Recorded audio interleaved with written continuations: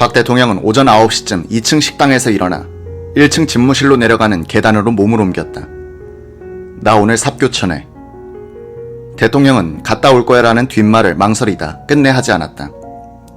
아버지 안녕히 다녀오세요. 두 딸이 머리 숙여 인사했다. 이것이 영원한 작별 인사가 됐다. 박 대통령은 필기도구와 안경, 연설물 따위가 담긴 누런 가죽 가방을 직접 챙겨 들고 콧노래를 부르며 계단을 내려왔다. 2층에서 1층으로 출근한 것이다. 김계원 실장은 이런 식의 출근이 대통령의 기분 전환에 문제가 있다고 생각하여 별채 건물을 지어 내실을 그곳으로 옮기자고 건의했으나 청와대 건물에 돈을 쓰는 것을 싫어한 박 대통령에 의해 거부됐다. 대통령은 빨간 카펫이 깔린 계단을 내려와 우측으로 난 문을 열고 집무실로 통하는 전실로 들어섰다. 부속실 역할을 하는 전실에는 박학봉 비서관과 이광형 부관이 교대로 미스 리라 불리는 이혜란과 함께 근무했다. 이광형 부관과 이혜란이 자리에서 일어나 대통령에게 인사를 했다. 대통령의 가죽 가방은 이혜란이 받아들었다. 박 대통령이 집무실로 들어가자 잠시 후 김계원 실장이 보고를 하러 들어갔다. 김 실장은 정보부와 경찰에서 올라온 1일 보고서를 노란 봉투에 넣어 대통령에게 올렸다. 평소에는 대통령이 봉투 끝을 잘라 보고서를 꺼내 읽어보지만 이날은 봉투째 서랍 속에 집어넣었다. 박정희의 집무실은 서재로 불리기도 했다. 그는 군인 출신이었지만 책 속에서 살았다. 이 서재 겸 집무실에는 약 600권의 책이 꽂혀 있었는데 소설이나 수필집, 시집은 단 한 권도 없었다. 세계 대백과사전, 8월 한국군전사, 난중일기, 박정희 대통령, 불확실성의 시대, 감사원 결산감사보고서, 성경, 성경사전, 최수훈 연구, 단재 신채호 전집, 백두진 회고록, 지미 카터 자서전, 자본론의 오역, 김일성, 사상범죄론, 한국헌법, 다국적 기업, 정경문화. 암살사 연구란 책도 있었다. 박종규 경호실장 시절인 1973년에 경호실의 연구발전실에서 펴낸 상학원으로 된 책이었다. 세계 각국의 암살 사례를 분석, 암살을 예방하는 방법을 개발하자는 취지로 쓰인 책이었다. 이 도서 목록이 풍기는 분위기는 실용주의자의 그것이었다. 관념적인 것과는 거리가 먼 실무적이고 물질적인 소재로 꽉 차 있었다. 집무실 비품들을 보면 재미있는 것들이 있었다. 계산자, 돋보기, 은단통, 소독 솜통, 라디오, 정원수 정지용 톱, 그리고 부채와 파리채. 대통령은 기름을 절약한다고 여름에도 에어컨을 틀지 않고 창문을 열어놓고는 부채를 붙이며 파리를 잡았다. 그해 여름 이광형 부관이 집무실에 들어갔을 때였다. 대통령은 더위를 먹은 듯 얼굴이 벌겋게 돼 있었다. 이 부관은 보일러실 직원을 불러 에어컨을 정식으로 틀지 말고 실내 공기순환만 시켜달라고 했다. 그날 저녁 박 대통령은 가족과 식사를 하다 말고 그네 양에게 이런 말을 했다. 그놈들이 에어컨을 틀었더군. 갑자기 시원해지던데 내가 모를 줄 알고. 앞으로는 절대 틀지 말라고 해. 비품 중에 재떨이가 없었던 것은 박 대통령이 말년에 금연을 선언한 때문인데 간혹 한 개비씩 피우기도 했다. 대통령은 가끔 부속실 직원에게 담배를 가져오라고 하여 개비 담배를 빼내 피웠다. 점심을 먹고는 김계원 실장을 불러 마치 고교생이 숨어서 담배 피우듯 함께 피우기도 했다. 대통령의 건강 파수꾼 노릇을 했던 김병수 국군 서울지구 병원장이 말렸더니 대통령은 임마 그럼 너는 뭐 때문에 있노 하더란 것이다. 서재에는 비디오 테이프도 몇 개 있었다. 일본 후지 텔레비전과의 인터뷰, 오원춘 사건, 500MD 헬기 등이었다. 서재 겸 집무실은 1967년에 청와대 본관을 증축하면서 기존의 벽을 헐고 방을 낸 것으로 약 40평 정도가 됐다. 그때까지는 전실을 집무실로 사용해왔다. 서재 남쪽 벽으로 출입문이 하나 있었다. 밖에는 잔디밭의 평행본과 철봉이 설치돼 있었다. 이 문 옆에는 가로 50cm, 세로 80cm가량 되는 커다란 인력이 걸려 있었다. 매일 아침 부속실 직원이 청소부를 데리고 들어가 청소를 하면서 한 장씩 찢어내고 있었다. 인력은 날짜만을 크게 인쇄하고 연도와 달을 작게 표기한 것으로 1979년 10월 26일자가 걸려 있었다. 서재에 걸렸던 인력은 이날로 역사의 화석이 됐다. 이날 오전 9시 20분경 김 비서실장은 보고를 마치고 집무실을 나왔다. 이때부터 대통령은 그날 결제할 서류를 모두 처리하고 일상적인 여타 업무도 거의 다 정리했다. 얼마 후 둔중한 프로펠러 소리가 점점 가까워지고 있었다. K-16 성남 비행장에서 이륙한 세대의 청색 UH-1H 헬리콥터가 청와대 동편으로 날아와 지하 벙커 지붕 위로 내려앉고 있었다. 오전 10시가 막 넘어설 무렵이었다. 헬리콥터가 착륙한 직후 전실 입구 복도에 차지철 경호실장과 천병득 수행과장이 도착했다. 김계원 비서실장도 2층 집무실에서 복도로 내려왔다. 비서실장을 본 차실장은 들으라는 듯 이렇게 중얼거렸다.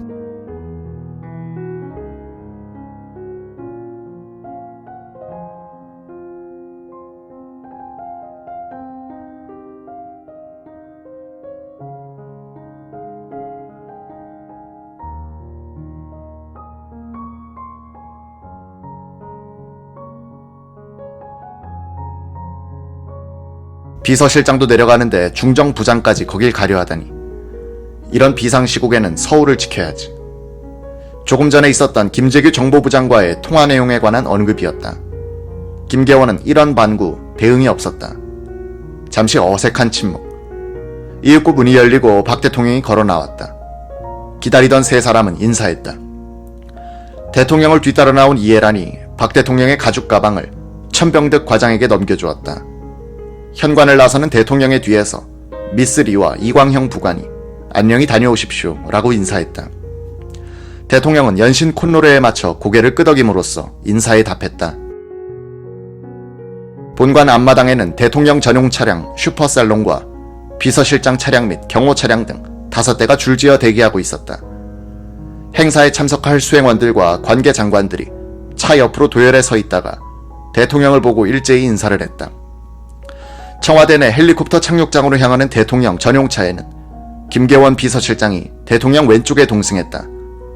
대통령은 김 실장에게 실장 모친이 편찮으신 모양인데 내일 모레는 내가 찾지 않을 테니 고향에 다녀오시오 라고 했다.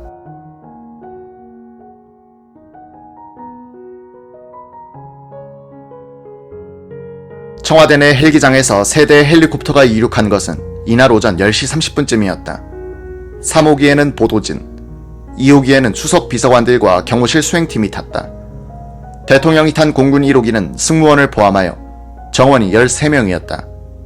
앞에 4자리는 조종사, 부조종사, 정비사, 공군 연락관 차지였다. 그 뒷자리에 박 대통령이 앉았다. 대통령 좌석에는 쌍안경과 큰 지도가 놓여 있었다. 이 지도에는 주요 시설, 공장, 공단, 공사장이 표시돼 있었다.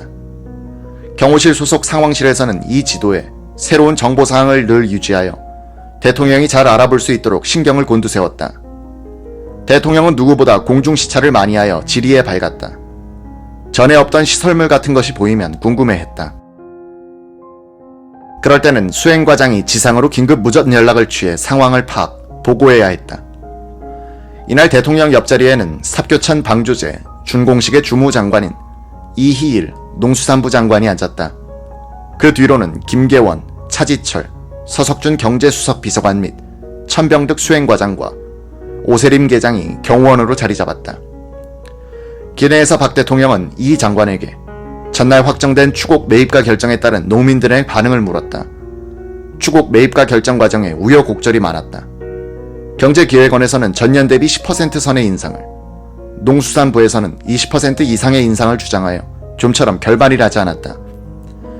신현확 경제기획원 장관 겸 부총리와 이 농수산부 장관이 대통령 앞에서도 합의를 보지 못하자 대통령이 일방적으로 인상률을 22%로 결정했다. 박 대통령이 농민들에게 주는 보너스라고 표현된 선심 때문이기도 했지만 대통령은 이날 무척 기분이 좋았다. 박 대통령은 농촌 시찰에 나서면 언제나 신이 나는 사람이었다. 비행 중에 박 대통령은 쌍안경으로 지상을 두루 살폈다. 반월공단 위를 지날 때는 자신이 펼쳐보던 지도와 일일이 대조하기도 했다. 아산 화력발전소 공사장에서 굴뚝 연기가 솟아오르는 것을 가리키며 이곳은 공장 입지가 좋은 곳이라고 설명도 했다. 김계원 실장은 대만 대사로 오래 근무하여 국내 사정에 어두웠다. 박 대통령은 김 실장에게 그동안의 업적을 자랑하듯 지상의 변화를 이야기하고 있었다. 경지 정리가 잘 돼 있고 막 추수가 끝난 농촌 지역은 평화로웠다. 헬기가 당진 예산 상공을 지날 때 김 실장은 대통령에게 말을 건넸다. 카카, 초가집이 다 없어진 줄 알았는데 저기에는 남아있지 않습니까? 대통령은 씩 웃으며 대답했다. 우선 큰 길가부터 하고 있소. 대통령 일행을 태운 세 대의 헬기가 삽교천 방조제 중공식장인 당진군 신평면 운정리에 도착한 것은 오전 11시 2분이었다.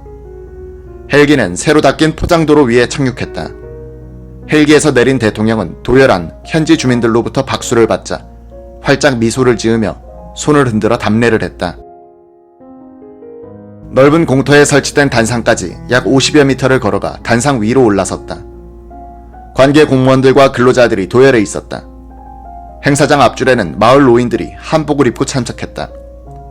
대통령은 방조제 건설 유공자 표창을 한 뒤 약 8분에 걸친 치사를 낭독했다. 대통령은 국토개발이 국력의 원천이며 오는 83년부터는 홍수와 가뭄이 없는 농촌이 될 것이다 라고 연설했다. 목소리가 예전 같지 않았다. 이희일 장관은 의아하게 생각했습니다. 쇳소리 나는 특유의 카랑카랑한 음성이 아니고 그날은 힘이 좀 빠진 듯 했어요. 나이를 드신 때문인가 하고 생각했죠. 라고 했다. 경호실 수행과장 오세림은 목감기 때문에 저런가 하고 생각했다고 한다. 당시 수행과장 천병득은 그날 바람이 세게 불었는데 바람 소리를 제거하기 위해 방송국에서 오디오 시스템을 조작한 때문이 아닐까라고 했다. 박수 속에 치사를 마친 박 대통령은 단상에서 내려와 테이프 절단식장으로 발걸음을 옮기면서 참석자들의 환호에 손을 흔들어 답례했다. 그날 맨 앞줄에 참석한 노인들 가운데는 갓을 쓴 이들도 보였다. 대통령은 동행하던 측근들에게 이런 말을 했다. 이 고을의 원로 어른이 어디 계신가? 이런 경사에 같이 모셔야겠지. 가서 모시고 오게. 천병득 수행과장은 즉시 무전으로 경호원들에게 지시했다. 손수익 충남지사도 부하 공무원들에게 재촉했다. 이들이 마을 이장을 통해 원로를 찾는 사이 대통령은 노인들이 서 있는 곳에 다가가 연세가 제일 높으신 분은 나오셔서 저와 함께 테이프를 끊으시죠 라고 직접 말하기도 했다. 테이프 절단식장은 방조제 입구에 마련돼 있었다. 대통령은 가위를 받아 이휘일 장관 등 관계 공무원들과 함께 테이프를 자르기 위해 줄을 섰다. 그동안 합덕읍에 사는 이길순 노인이 그날 참석한 사람들 중 가장 연로한 사람임이 밝혀졌다. 하얀 턱수염에 돋보기를 끼고 새마을 모자를 쓴 한복 차림의 이 노인은 몸둘 바를 모르며 대통령 곁으로 다가가 인사를 했다. 대통령보다 작은 체구의 이 노인은 주위에서 급히 마련해준 흰 장갑과 가위를 떨리는 손으로 받아들었다. 대통령은 한 손으로 이 노인이 자를 오색 테이프에 한 허리를 들고 미소를 머금은 채 잠시 기다렸다. 긴장한 이 노인의 오색 테이프는 좀처럼 잘려지지 않았다. 대통령은 한방 웃음을 터뜨리며 가위질을 도와주었다. 주위에서 박수가 터졌다. 대통령은 자리를 뜨지 않고 잠시 이 노인의 등을 어루만지며 올 농사는 잘 지으셨겠죠. 댁내도 모두 편안하시고 라고 안부를 물었다. 박 대통령은 버튼도 같이 누르시죠 하며 이 노인을 끌었다. 박 대통령은 배수관문을 여는 버튼을 눌렀다. 이 순간을 잡은 것이 그의 마지막 공식 사진이 됐다. 버튼을 눌러도 삽교호에 막혔던 물이 관문을 통해서 서해로 쏴 빠져나가는 장면은 두개 가려 보이지 않았다. 대통령은 옆에 있던 이희일 장관에게 어디야 어디야 라고 물으면서 두리번거렸다. 박 대통령은 배수관문이 열린 삽교천 방조제 위로 걸어가 관문 사이로 물이 빠지는 것을 구경했다. 그리고 이희일 장관과 함께 승용차로 3360m의 방조제 위를 달렸다. 이 장관은 방조제 도로 옆에 자란 잔디가 몇 달 전에 씨를 뿌렸던 미국산 켄터키 블루라고 설명했다. 건너편 아산군 쪽에 도착한 박 대통령은 담수비를 제막했다. 물개 3마리가 하늘을 향해 서 있는 모양이었다. 비를 감싼 흰 천이 세찬 바람에 휘감겨 있어 박 대통령이 줄을 잡아당겨도 벗겨지지 않았다. 급기야 수행 경호원들이 비 위로 올라가 천을 벗겨내려야 했다.